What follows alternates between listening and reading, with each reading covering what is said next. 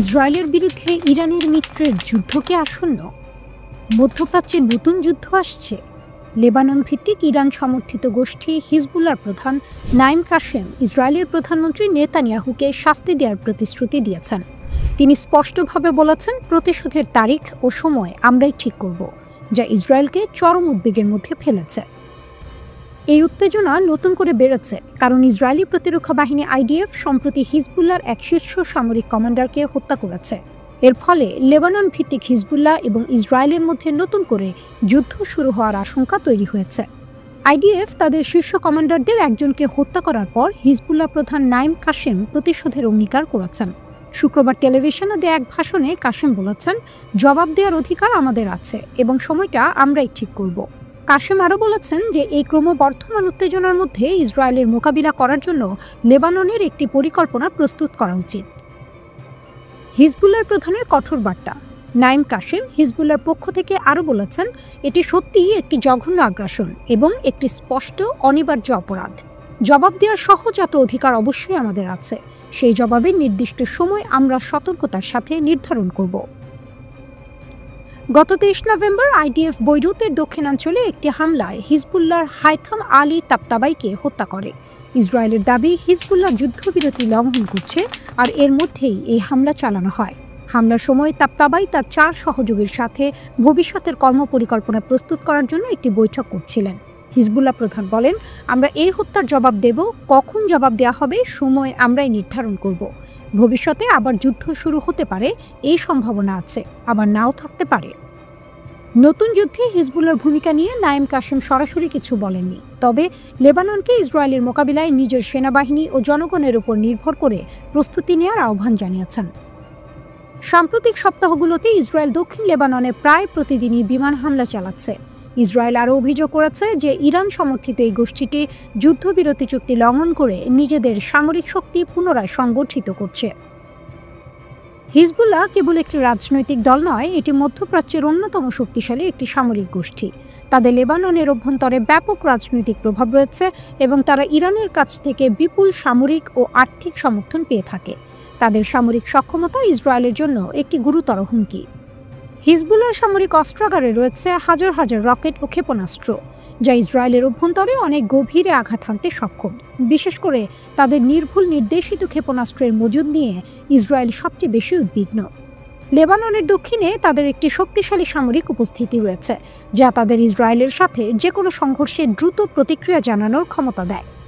এই বিশাল সামরিক শক্তি এবং কমান্ডার কাশেমের প্রতিশোধের অঙ্গীকারের কারণেই ইসরায়েল এখন চরম সতর্ক অবস্থায় রয়েছে।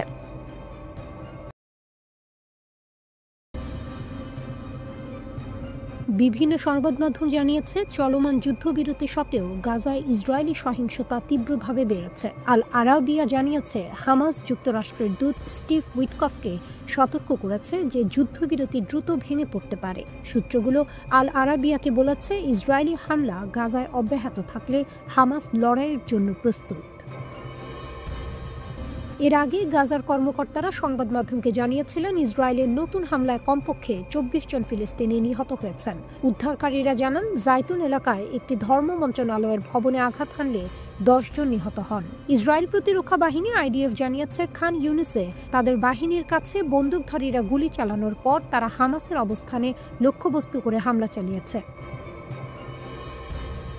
ইউরোপের মাটিতে ইসরায়েলি এবং ইহুদিদের উপর বড় হামলার ছক কষেছিল হামাস, দাবি মোসাদের। সম্প্রতি ইউরোপীয় নিরাপত্তা সংস্থাগুলির সহযোগিতায় এই আন্তর্জাতিক ষড়যন্ত্রের পর্দা ফাঁস করার কথা জানিয়েছে গোয়েন্দা সংস্থা মোসাদ। মোসাদের দাবি, তারা জার্মানি, অস্ট্রিয়া সহ ইউরোপ জুড়ে ছড়িয়ে থাকা হামাসের গোপন নেটওয়ার্কের অস্ত্রশস্ত্র বাজেয়াপ্ত করেছে এবং বেশ কয়েকজন সন্দেহভাজনকে গ্রেপ্তার করে এই পরিকল্পিত হামলা প্রতিরোধ করেছে। এদিকে গাজায় যুদ্ধবিরতির মধ্যস্থতাকারীদের সঙ্গে বৈঠক করতে 23 নভেম্বর হামাসের একটি প্রতিনিধি দল কায়রো গেছেন।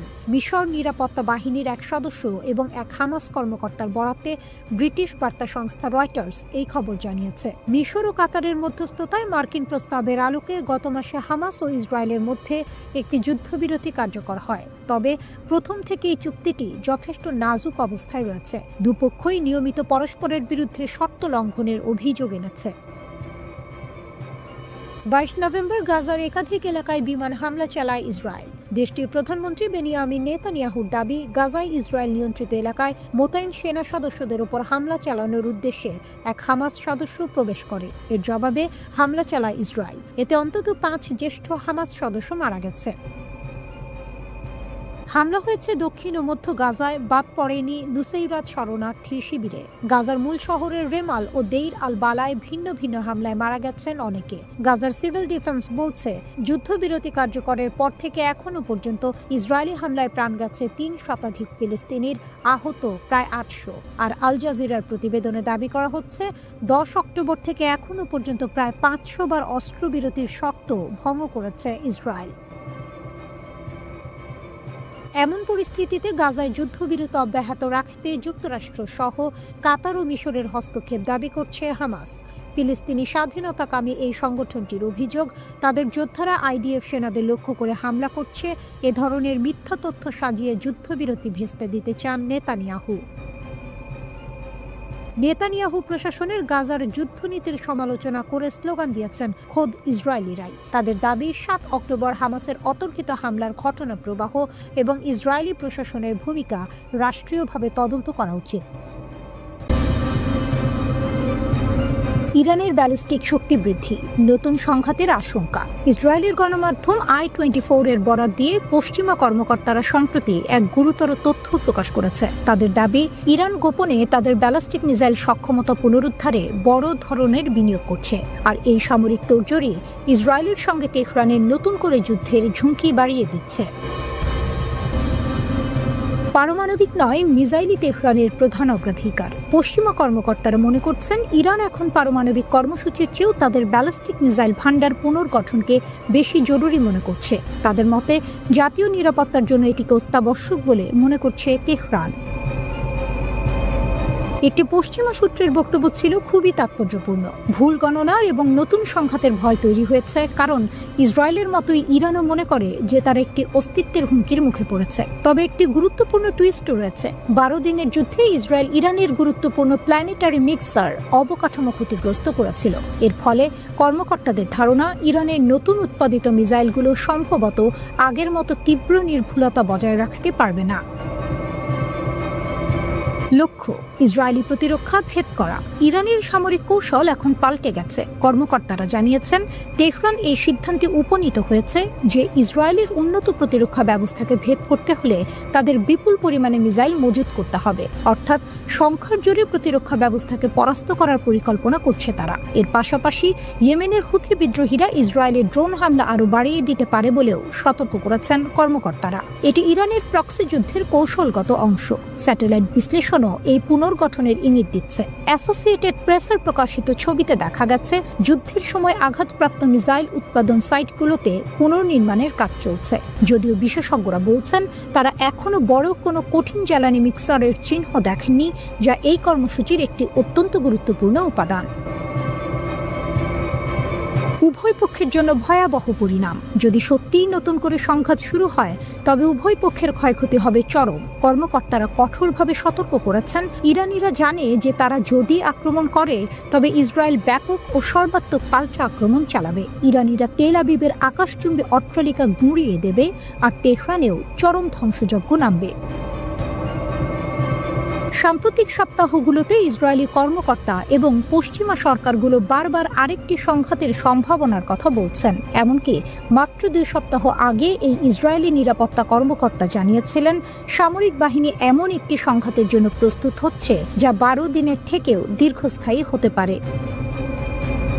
i24-কে দেওয়া সাক্ষাৎকারে সূত্রগুলো আরও একটি বিস্ফোরক তথ্য দিয়েছে। ইসরায়েল ইরানের শাসক পরিবর্তনের চেষ্টা করতে পারে, তবে এক্ষেত্রে তারা যুক্তরাষ্ট্রের সমর্থন পাবে কিনা তা এখনও নিশ্চিত নয়। সব মিলিয়ে ইরানের সামরিক সক্ষমতা পুনরুদ্ধারের এই গোপন উদ্যোগ ইসরায়েলের উত্তেজনা চরমে পৌঁছে দিয়েছে। জানুয়ারি থেকে মার্চ, এই 3 মাস ইরানের সেনাবাহিনী রক্তগরম মহড়ায় মেতেছে। মরুভূমি কাঁপিয়েছে ট্যাঙ্কের গর্জন, আকাশে ক্ষেপণাস্ত্রের দাগ। তেহরান নতুন অস্ত্র উন্মোচন করে জানিয়ে দিয়েছে, আমরা প্রস্তুত যে কোনো যুদ্ধের জন্য। মার্কিন প্রেসিডেন্ট ট্রাম্প আর ইসরায়েলি প্রধানমন্ত্রী নেতানিয়াহু এই দুই বাঘা শত্রুর মুখোমুখি হতে ইরান কঠিন চাল দিচ্ছে। যুদ্ধের ময়দান আজ ধুলোয় নয়, ড্রোনের শব্দে মুখর। ইউক্রেন থেকে পশ্চিম এশিয়া সস্তা ড্রোনের মরণ থাবায় লাখো ডলারের অস্ত্রেও ধুঁকছে। এখন ইরান সমুদ্রে নামালো শহীদ বেহেশতি নামের ড্রোন ক্যারিয়ার জাহাজ, যার মিশন বিশ্ব নৌশক্তির ম্যাপ বদলে দিতে পারে। ইরান যেন গর্জে উঠছে, বলবীর, বল উন্নত মমশির। ইউক্রেনে রাশিয়ার ট্যাঙ্ক পড়ছে ড্রোনের আগুনে। পশ্চিম এশিয়ায় মার্কিন ঘাঁটিতে হামলার নাম ড্রোন, কামিকাজে আক্রমণ, নিখুঁত টার্গেট, এসব এখন যুদ্ধের রুটি। কিন্তু ইরান এবার ড্রোনের খেলা কিনেছে সমুদ্রে। 180 মিটার দৈর্ঘ্যে শহীদ বেহেশতি জাহাজটি পারস্য উপসাগরে ভেসে বেড়াচ্ছে, যার পেটে লুকানো শতাধিক ড্রোন। 1 বছরের বেশি সময় ধরে জ্বালানি ছাড়াই চলতে পারে এই জাহাজ, মার্কিন নৌবাহিনীর জন্য চরম চ্যালেঞ্জ। ইরানের গোপন অস্ত্র, কাহের ড্রোন ও ভূগর্ভের ক্ষেপণাস্ত্র। শহীদ বেহেশতির প্রধান হাতিয়ার কাহের ড্রোন, ইরানি ফাইটার জেটের ক্ষুদে সংস্করণ, যা শত্রুর জাহাজে বোমা বর্ষণ করবে নিমিষে। এর সাথে যোগ হয়েছে ভূগর্ভস্থ ক্ষেপণাস্ত্রের ভাণ্ডার। ইরান দাবি করছে তাদের গুপ্ত সুড়ঙ্গে লুকানো আছে শতাধিক ক্রুজ ক্ষেপণাস্ত্র। শত্রু ড্রোন জাহাজ মাটিতে মিশিয়ে দেবে এসব বিধ্বংসী ক্ষেপণাস্ত্র। গত মাসে বিপ্লবী গার্ডের ভূগর্ভস্থ নৌঘাঁটির উন্মোচন যেন হরমুজ প্রণালীতে মার্কিন জাহাজের গায়ে ঠান্ডা স্রোত বয়ে দিয়েছে। শহীদ বেহেশতির চতুরতা হলো এর ছদ্মবেশ। দেখতে সাধারণ কন্টেইনার জাহাজ, কিন্তু ভেতরে অত্যাধুনিক কমান্ড সেন্টার, ড্রোন লঞ্চার। পশ্চিমা গোয়েন্দারা ধোঁকায় পড়বে নির্ঘাত। ইরান প্রমাণ করলেও প্রযুক্তিতে পিছিয়ে থাকলেও কৌশলে তারা এগিয়ে। খামিনির দেশ যেন ঘোষণা করেছে, দুর্বলেরা বাঁচে মাথা নিচু করে, আর শক্তিমান জাগে ঝড়ের মতো গর্জে। পারস্য উপসাগরে বিশ্বের 20% তেল চলাচল করে। এই প্রণালী বন্ধ মানে গ্লোবাল অর্থনীতিতে ভূমিকম্প। ইরানের ড্রোন ক্যারিয়ার আর ভূগর্ভস্থ ক্ষেপণাস্ত্র এই প্রণালীকে লক্ষ্যবস্তু বানাতে পারে। মার্কিন এয়ারক্রাফট ক্যারিয়ারগুলো এখন অরক্ষিত, কারণ ড্রোনের ছাঁক সামনে পড়লে বিমানবাহী জাহাজও পরাজিত। ইরানের এই সামরিক জোরালো অবস্থান শুধু প্রদর্শনী নয়, সতর্কবার্তা। ট্রাম্প যদি নিষেধাজ্ঞা বাড়ান, উত্তাপ ছড়াবে হরমুজ থেকে এমনকি আটলান্টিক পর্যন্ত। অন্যদিকে ইরান চাইলে ড্রোন যুগের নতুন যুদ্ধবিধি লিখে দিতে পারে, যেখানে দামি যুদ্ধ জাহাজের চেয়ে সস্তা ড্রোনই হবে রাজা। ড্রোন ক্যারিয়ার আর ক্ষেপণাস্ত্র ইরানের হাতে নতুন মন্ত্র। পশ্চিম আধিপত্যের বিরুদ্ধে এ এক অগ্নি পরীক্ষা। ইরান জানান দিল তাদের ড্রোন শুধু আকাশে নয়, সাগরেও রাজত্ব করবে। ইরান আজ সেই কঠিন পথের যাত্রী, যার লক্ষ্য শত্রুর গর্বিত পতাকা মাটিতে নামানো।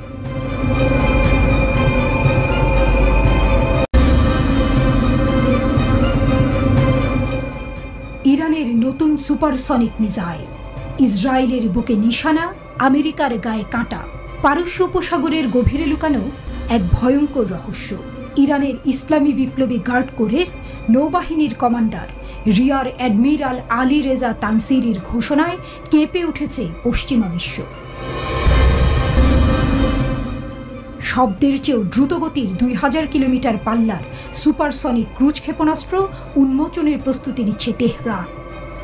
এই ক্ষেপণাস্ত্র ইরানের ভূগর্ভ থেকে উৎক্ষেপণ করে ওমান সাগরে লক্ষ্যভেদ করতে পারবে মাত্র কয়েক মিনিটে। শত্রুরা জানে না পরবর্তী আঘাত কোথা থেকে আসবে। তানসিরির হুঙ্কারে ফুঁসছে মধ্যপ্রাচ্য। তাবাস অঞ্চল থেকে উৎক্ষেপণ করা হয় একই ধরনের ক্ষেপণাস্ত্র, যা 650 কিলোমিটার দূরের লক্ষ্যকে ধূলিসাৎ করেছিল অকল্পনীয় নির্ভুলতায়। ইরানের 2200 কিলোমিটার দক্ষিণ উপকূল এখন অজেয় দুর্গ। পর্বতের গভীরে ভূগর্ভস্থ বাংকারে লুকানো সামরিক সরঞ্জাম। শত্রুর বাংকার বাস্টিং বোমাও যার সামনে ব্যর্থ। ইসরায়েলের ঘাড়ে কি ইরানের আঘাত? এই ক্ষেপণাস্ত্রের পাল্লা ইসরায়েলের দোরগোড়া পর্যন্ত। গত বছর গাজায় ইসরায়েলি বর্বরতার জবাব দিতে ইরান 2 বার ক্ষেপণাস্ত্র হামলা চালিয়েছিল। এবার সুপারসনিক প্রযুক্তি যোগ হলে তেল আবিবের আকাশ প্রতিরক্ষাও অচল। ইরানের প্রেসিডেন্ট পেজেশকিয়ানের হুঁশিয়ারি, কেউ ইরানের দিকে চোখ তুলে তাকালে আমরা তার চোখ উপড়ে ফেলব। এরই মধ্যে ইরানের উপকূল জুড়ে চলছে মহড়া। ভূগর্ভস্থ ঘাঁটি, ড্রোন বাহিনী, সুপারসনিক মিসাইল, সব মিলিয়ে ইরান যেন বলছে প্রতিরোধের সময় এসেছে।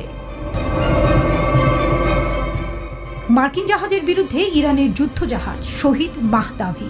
ইরানের নৌশক্তি এখন প্রশান্ত মহাসাগর পর্যন্ত। শহীদ মাহতাভি যুদ্ধজাহাজ হেলিকপ্টার ক্ষেপণাস্ত্র বহন করে ইন্দোনেশিয়ায় সমর অভিযানে অংশ নিয়েছে।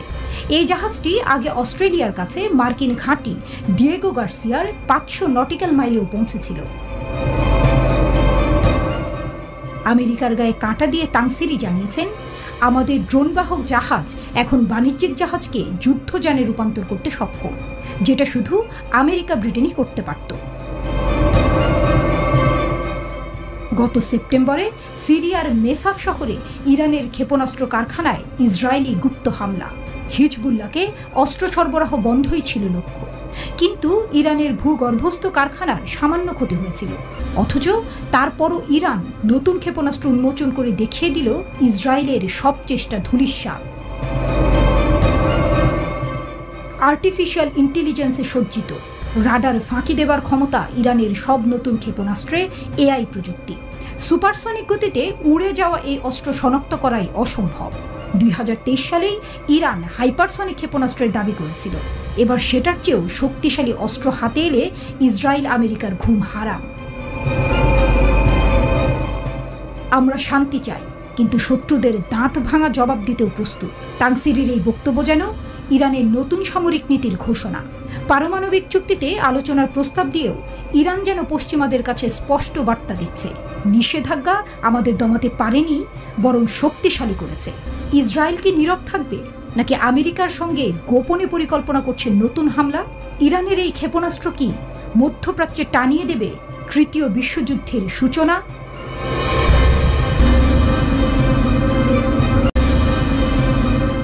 ট্রাম্প ও নেতানিয়াহুর ভয়ঙ্কর হুমকির মাঝে ইরানের অন্তরে জ্বলে উঠেছে এক অনিশ্চিত আগুন। প্রতিটি কোণে যেন বিদ্যুৎ স্ফুলিঙ্গ। ইরান ঘোষণা করেছে, আমরা থামব না, আমাদের পরমাণু কর্মসূচি অবিরাম চলবে। কেবল শক্তি নয়, এই সিদ্ধান্তের পেছনে লুকিয়ে আছে এক অদম্য আত্মবিশ্বাসের গল্প, যা পৃথিবীর সবচেয়ে উষ্ণ ঝড়ের মতো প্রতিধ্বনিত হচ্ছে।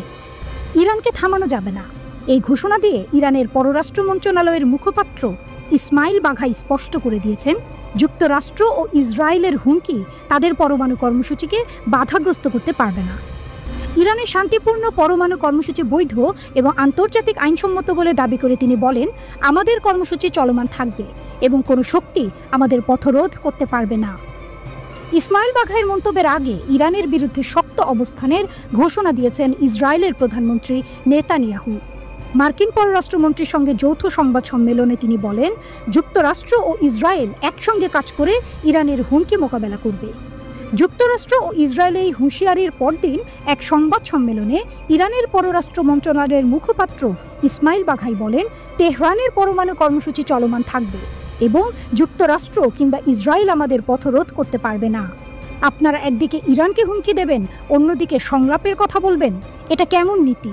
হুমকি ও প্রতিহুমকির মাঝে ইরানের আত্মবিশ্বাসে যেন এক অপরাজেয় সিংহাসন প্রতিষ্ঠিত হয়েছে। অন্য দেশের হুমকি, এগুলো তো কেবল শূন্য শব্দ, যেন বাতাসে ছড়িয়ে যাওয়া ধূলিকণা। গোপন সংবাদসূত্র ও গোয়েন্দা রিপোর্টে জানা যায়, ইরান ইউরেনিয়াম সমৃদ্ধকরণে নতুন এক অধ্যায় শুরু করেছে।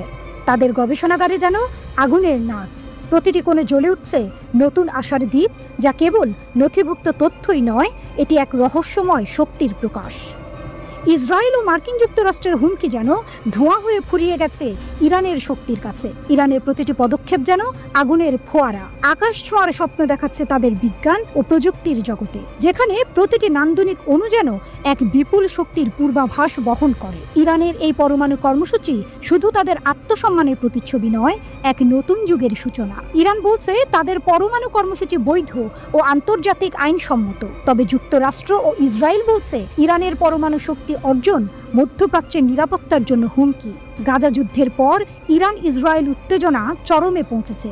গত বছর প্রথমবারের মতো একটি দেশ অপর দেশের ভূখণ্ড লক্ষ্য করে সরাসরি হামলা চালায়। সম্প্রতি মার্কিন গোয়েন্দারা সতর্ক করে বলেছেন, ইসরায়েল 2025 সালের মাঝামাঝি ইরানের পরমাণু স্থাপনায় হামলা চালাতে পারে। এই হামলা ইরানের পরমাণু কর্মসূচিকে ধাক্কা দিতে পারে, তবে এটি মধ্যপ্রাচ্যে অস্থিরতা আরও বাড়িয়ে দেবে বলে মনে করছেন বিশ্লেষকরা।